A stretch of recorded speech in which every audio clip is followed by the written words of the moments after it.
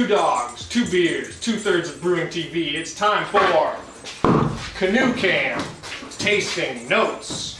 What we have today on this frosty October morning, Chip Walton, ladies and gentlemen, we have the Rapture Smoked Oatmeal Something. I called it a brown ale. It may not really be a brown ale, maybe a porter, maybe a stout. It's a gray area.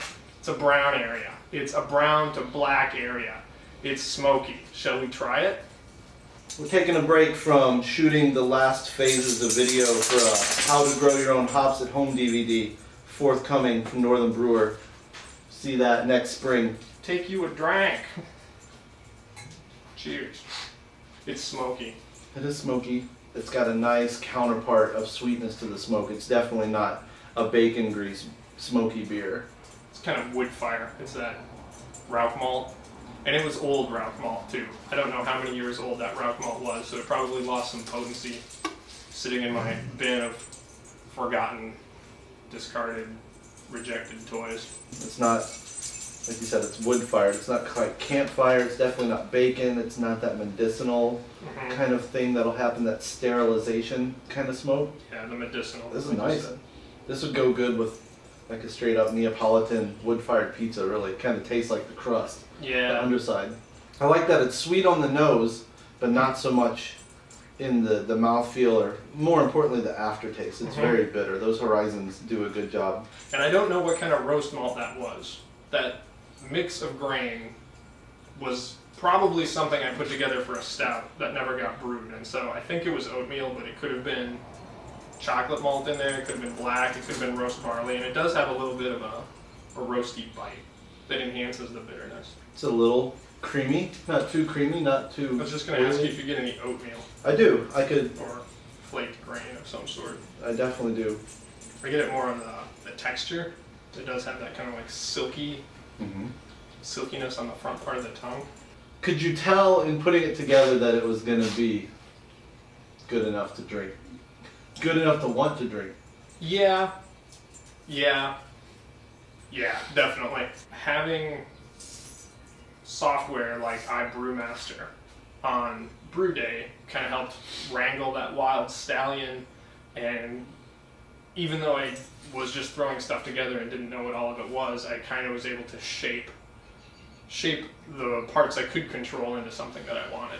You put the grains in. It's not like once you started mashing you could take anything back out. Right. So having something like that helped you figure out the hopping, I guess, most importantly, to balance what it said was going to be coming out of the numbers. And the mash temperature to kind of, balance the sweetness in the body and everything. Will you make it again?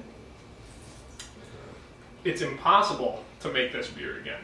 The odds are infinitesimal that I would ever have that mix of unknown grains. I would make some modifications and do this again, I think. Maybe throw in some Maris Otter. Malt it up. You may not know this, but the top tier also doubles as a table. And a dog sitter. Watch my dog, top tier. Good boy, top tier. It's recording? Yeah, it's recording. Fantastic. Chip, you keep your job for another week. Woo! I work on 2-week contracts, actually. Wet Wookiee time, kids. Wet Wookiee. Oh yeah. It's a little cloudy at the moment. It's murky. It's definitely murky. Is that from the hops though? Just having. It's mostly hops. It's really interesting, like the caramel malt sweetness, which was really predominant after aging for 8 months.